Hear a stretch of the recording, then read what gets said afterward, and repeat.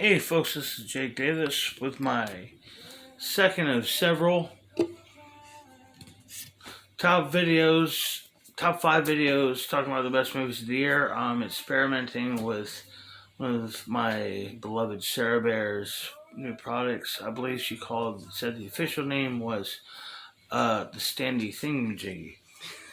Uh, but today I'm talking about Best Supporting Actress. And right away, okay, so my fifth place is, I'm going to say Madeline Voiles for as Alfie or Alpha Zero, and the creator. The creator was a phenomenal low budget, high concept action film. They're releasing just the worst possible time last year. She's a biological android who's being raised for the purpose to be the ultimate weapon against in the war against humanity. But all she really wants is, frankly, the the something entitled to all sentient life, and that's freedom. It's a great action movie, and if you get a chance to see, you absolutely should. Fourth place, I'd say Rosamund Pike is Elsbeth Catton in Saltburn. What a great movie! I love this movie. She's the trophy wife and the party matriarch of the manor. She's shallow and delusional and naive and not really all there. And all played with this unbreaking sense of positivity and ignorance. Wonderfully played by Rosamund Pike. Third place, I'd say Scarlett Johansson as Midge Campbell in Asteroid City. I've made no bones about it over the years. I think Scarlett Johansson is just as talented as she is gorgeous. Um, and in this movie, she has the opportunity to play a pseudo parody of herself, playing a movie star who ends up quarantined with several other families after a little green man party crashes at a high school science fair. She's eccentric, she's offbeat, she's very funny, and of course, as always, stunningly gorgeous. Uh, to be honest, at this point, the woman just doesn't have to do much of anything to impress me. I think she's brilliant talent.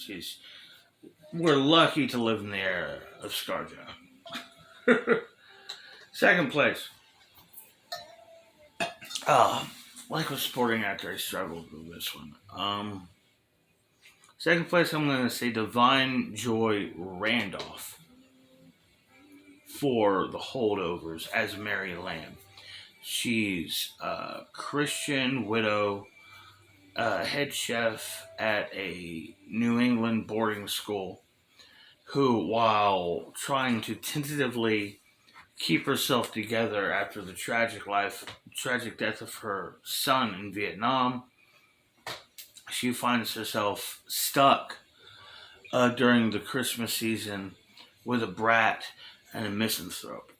Uh, it's a very mature, very human performance, and when I say that, I mean it smartly and maturely avoids certain stereotypes, and it makes your character so relatable, so charming, so like someone you know. You know, it's just she's so good in it.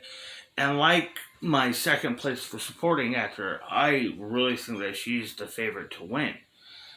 But my pick for number one is a woman who is far overdue for an Oscar, her first Oscar nomination.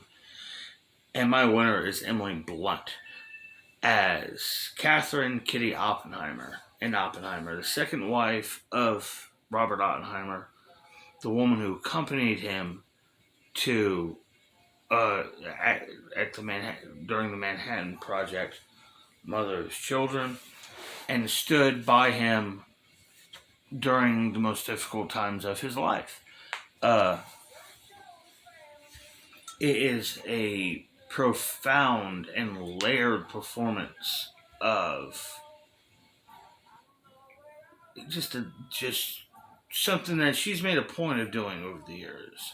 Just the diligence of a strong woman, of a mother, a wife, the kind of backbone of the family. Uh, it's she's amazing in it, and even though her character, she's shown vulnerable in many sequences of the film and emotional, more emotional than Robert. Her goddamn testimony scene is one of my favorite scenes of the entire film. She's just so calm and resolved and intelligent and crisp right at back and just in no way intimidated by these fucking feds. It's she's great. She's absolutely fucking great in it. And she's an actress. She's now in her early 40s. She's been a movie star for like 17, 18 years now. She's been in several Oscar nominated films, including one winner, Wolfman. Uh, it's her time. She's owed a nomination at this point. And she's British. But they don't. Since when is it hard for a Brit to get a nomination? Uh, uh, she's my pick for Best Supporting Actress because she is the epitome of what a supporting performance is. Her performance, her character, everything about it is about keeping the film, the audience, the characters, everything kind of together in this presentation. And yeah, she's great. I think she's my winner. Some honorable mentions, as I do. Patty Lupon and Beau's Afraid. It's an awful movie. But if you can stay awake for the 3.5 hours before we even get to her character, she's great.